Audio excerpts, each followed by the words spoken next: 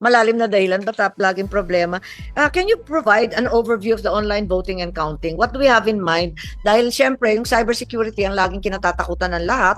Alam naman natin, internet voting pumalpak na sa ibang bansa na tinuturing nating high-tech.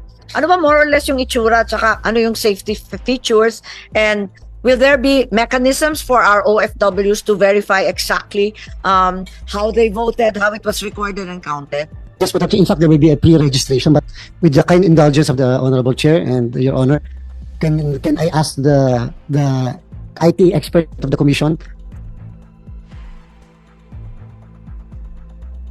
Marami kasi nagtatanong na OFW, paano daw yung mga internet voting? Kasi kinakabahan sila, sino ang eligible, kailan ba sila? Kasi di ba marami kang modes para sa overseas voting. May yung usual, meron pang mail, meron pang internet, tama ba yun? Parang kinatatakutan ng ating OFW to eh. No, Madam Chair, before I will give the floor to the ITD Director, there are certain countries that does not allow internet voting, such as China, such as Russia, such as Israel. Yan po yung we have a list of countries. In these countries po, instead of internet voting, we are going to use the machines that we have that will be supplied to us by Miru. In fact, we are proposing, dahil dalawa po kasi yung features ng machine isang DRE at saka OMR, which can be turned off, one can be turned off so that the other one can be used. So sa abroad po, we are going to use the DRE touchscreen system, but in the Philippines, we're going to use the OMR technology. And for purposes, Madam Chair, of explaining your security, that's really the number one consideration, security of the internet voting. May I respectfully request our Director of Information Technology. Madam Chair, para lang hindi ako mag-react lang ako sa sinabi ni Chairman. Alam niyo sa usapan parati, it's the paper ballot which is the last backup, and yet sa abroad gusto niyo ganun. Why? I mean, we have no decision yet, Madam Chair, Your Honor. I just expressed the initial sentiment, but in the event later on that the Commission will proceed with internet voting, we can, and then doon po sa lugar na walang hindi pa gagamit ng internet, we can proceed with still the ballot po. Total naman po. Sige pa. Yes, Madam Chair. Total naman po yung mag-list po kami dito sa Miru, yung presyo niyang napakababa po. Dalawang system po OMR and DRE. Mr. Ken, in all honesty, when the COMELEC ordered the machines with two features, scanning and touchscreen, did it make the machine more expensive? Of course, sir, because the extra components for the touchscreen, for the DRE, and the scanning type, we have to combine them. Thank you for verifying our common sense. So, by requiring the two features, we made the machines more expensive. Tama. Okay, and yet COMELEC is yet to decide whether it will permanently turn off one feature because magpe-paper-based na rin kayo even sa abroad. But why did we start from the very start ng specs natin? Mas mahal na kaagad. We chose machines na mas mahal na kaagad, Madam Chair. Let's allow yes, thank you very much, Madam Chair. Actually po, Madam Chair, nakatipid yung COMELEC ng 800 million po doon sa bid price ng offer ng Miru, 800 million pesos. In fact, our estimate was that 155,000 per machine dapat. Lumalabas po 149,000 pesos per machine. Okay, with the answer of Mr. Ken, which I premise with in all honesty, and we are glad that the South Koreans are honest people, mas malaki sana ang natipid natin. Sir, if I may, With that answer from Mr. Ken. if I may answer, it was like an extra cost for us, but we had to lower our price to meet the budget here. So definitely, there's an extra component, so it brings our cost up. But for our provisional prices, we definitely have to lower it to meet the budget. So.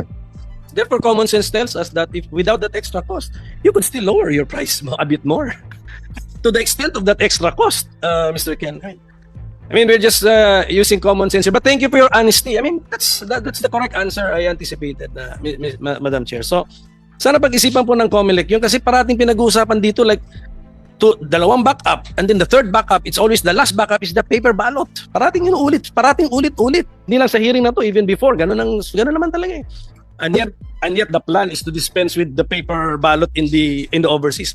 Kaya back to the question, why? I mean, May clamor ba? Nag-clamor ba ang ating OFW? Gusto nila touchscreen? Ayaw nila ng scanner?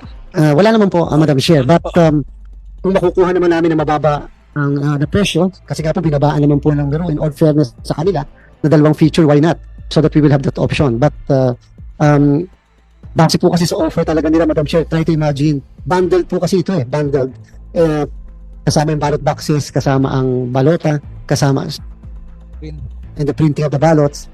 But at any rate, Madam Chair, no, this is a one-time lease of machines. Klarong-klaro yun. If you decide not to use the DRE, what is the point? So, and then with the extra cost be volunteered by our South Korean friends. I mean, anyway, the decision has been made. Ako lang po yung napakamot lang talaga ng ulo when I first heard yung decision ninyo. Saan galing yun? Sabihin, saan galing yung idea na yun? There's no clamor, there's nothing. Saan galing? But at any rate, we have to live with the decision of the COMELEC and they also have to live with their own decision sa Madam Chair. Sige pa. Yes, anything you'd like to say, Director Florita? Just quickly, tungkol sa internet voting, kasi kinakabahan nga yung mga OFW natin. Good afternoon po, Madam Chairman and Senator Ko. Based on the terms of reference po, the requirement of the overseas online voting system is that each voter po will have to re-register for online voting. So hindi po porke registered voters na sila on COMELEC, ma-avail na nila agad yung registration. So there will be a pre-registration from January until on election day, pwede po sila mag-register. So during registration, they have to provide yung Siemens book or yung passport nila, and then the system should be able to capture yung mga information on the passbook or Siemens book, and then that will be the security measure in order for them to vote on election day. The voting po will be the same as the DRE, that they have to touch yung screen, and then after voting, they will also receive yung VVPAT, pero hindi po nila pwede siguro nila ma-picturean, but it will be in the system and will be stored doon po sa server. So immediately po after ng election, on the last day of election, the system po will generate election returns and will be transmitted to the CCS of the Miru and for consolidation. Okay, Internet voting na they need to go somewhere? They need to be physically somewhere? No. What No is po. it? They can use their phone. Okay. But as part of the terms of reference, if they don't have the phone po, they can go to embassy. May mga laptop po Hindi ba- doon. Physical na yun eh. So why make it? In they option can lang po vote from yun. their place of work or wherever Yes, they po. happen to be? Yes po, they can vote through their phone. Why do Or they have to go pa to the embassy? if in case po wala silang phone and napadalaw sila sa embassy, may kiosk lang pong For i-set up internet doon. voting.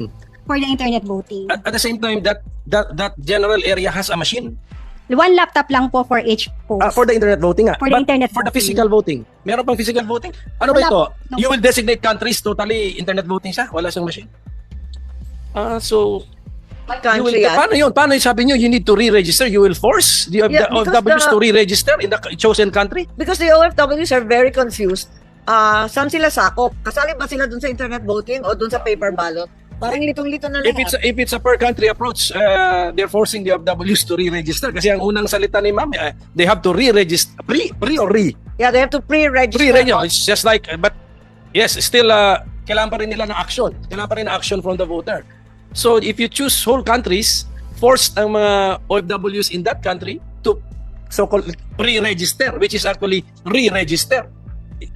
Diba? The pre-registration is just like filling up a voter's ano rin. You can Enrolling, pre-register enrolling. online.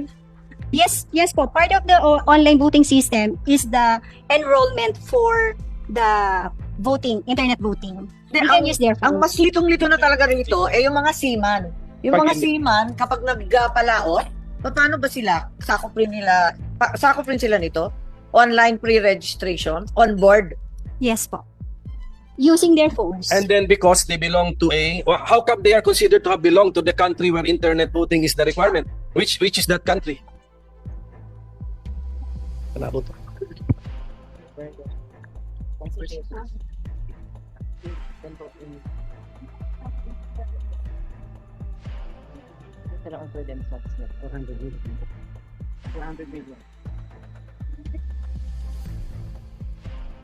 Just for 400 million. We have estimated the contract to be worth 400 million even though we have not yet chosen the countries. Kaya nga, I mean, hindi dependent yung cost in the area covered. We already determined, Madam Chair, the countries where we are going to conduct internet voting. But there are about 8 countries where we cannot conduct. Of the 92 posts abroad, we have only about 8 countries where we cannot conduct internet voting. So what's the plan? So 92 minus 8, yung 84 will have internet voting? That's the plan? Yes, Madam Chair, Your Honor. So magiging general rule na ng overseas voting is internet voting? Hopefully, Madam Chair, yes. Sure. If that's the case, Madam Chair, I think we need the law to authorize this. That has been my position from the very start, Madam Chair. Yes, we're aware of that, and the chairman, of course, asserts the broad rule-making power of the commission. But this has been a cause for great alarm among our OFWs, particularly the sea-based, kasi nalilito sila kung alin bayad sila sako at paano sila boboto. Vote anywhere po kasi, Madam Chair, pagka seafarers. And we are going to intensify our campaign immediately after just in case makakapag-award po kami ng contract kasi po doon namin pa-finalize ang lahat.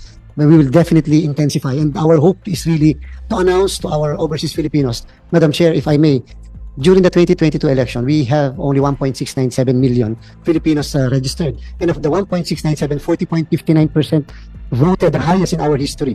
So after po nun, we have almost 600,000 delisted because of failure to vote in 2 consecutive elections. So 1 million na lang po yun natin. And hope po namin, by announcing the internet voting and proceeding with internet voting, we are hoping that sana po until September 30, makapagpataas tayo ng ating registration.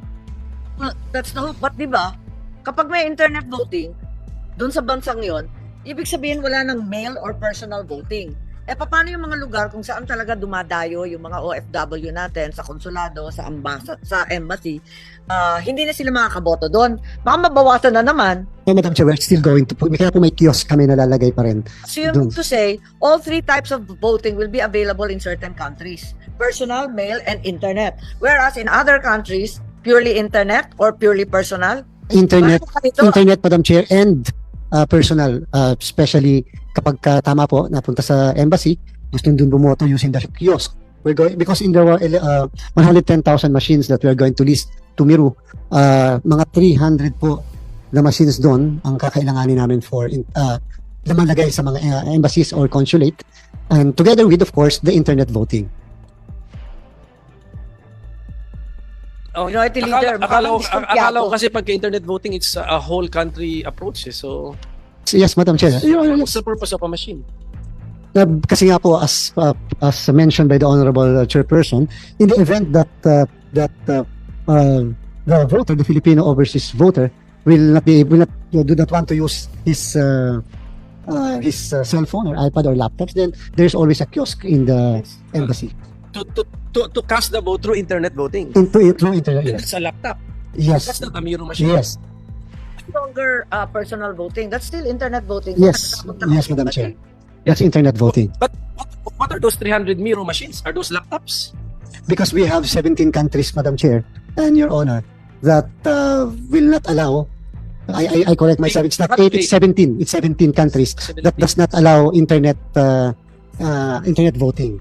When we say does not allow, Madam Chair, if I may, Go ahead. when we say does not allow, their law does not allow their citizens to Because- vote through internet. There is a restriction, Madam Chair, Your They Honor. do not allow anybody, foreigners, to cast a vote through internet. How do they know that nagbo-vote na yung foreigner sa bansa nila? How do they know? Just like in China, Madam Chair, Your Honor, or in How do they know? How do they know it's How do not they know na Facebook? pag-access ko ng email ko, I'm already voting? kasi po, Madam Chair, Your Honor, because it's online, kaya they can control. Na yung mga China siguro may firewall. Okay. But I do not know sa iba ganun. May Meron din po, firewall. Madam Chair. China and Israel, Madam Chair. Firewall. So Du- So parang decision na lang ng COMELEC yan na we would rather not have internet voting because of that technological barriers. Consultation with the Department of Foreign Affairs, Madam Chair. Decision Yun. na lang ninyo yun. It's not because by their law prohibits a foreigner guest from using the internet to cast a vote. Di ba? Tama po ba yan? Yes, Madam Chair, because of, Baka- Your Honor, baka because yun po siguro it's not prohibited. It's a decision na lang talaga ng COMELEC na sa 17. Pero medyo malabo pa rin, Madam Chair, kasi I do not know if it's this by country approach, hindi ko naintindihan eh. And then the re-registration, re-registration. Enrollment. Enrollment, Enrollment, which might also be a re-registration kasi it needs a positive act from the voter eh. Yan ang problem. Even if, and I'm sure yung information na kukunin nyo, baka parehas din sa registration form na napaka basic information po. So, that's a problem, Madam Chair. So, I do not know kasi sa 92 minus 17, di mga 75 countries, ang rule nila, when the country is chosen for internet, everybody will have to use the internet voting. So, everybody needs to re-register or enroll. So, baka yung 1 million natin, Mr. Chairman, baka bumaba pa, even, ano. Kaya nga, yun ang pangamba natin dahil we're embarking on this precisely to expand the franchise. Baka mabawasan pa Tapos, nga. let us say, hindi nakaboto ng one election yung isang OFW natin sa chosen country. Hindi ngayon siya naka-enroll, hindi siya nakaboto nung sa internet kasi chosen yung bansa. You will consider that as his failure, second failure to vote. Gusto naman siya, willing naman siya bumoto, hindi lang nga siya naka-enroll kasi may deadline siguro yung enrollment. until even on election day, Madam Chair. Okay. Alright. So, you make it also convenient. So yun lang. But ang worry ko lang doon, it needs another act, a positive act from the already registered voter. That's the problem. Thank you very much, Madam Chair. We are going to seriously consider such a matter, Madam Chair, Your Honor. April 2 na to lapit na to, bukas makalawa na lang to.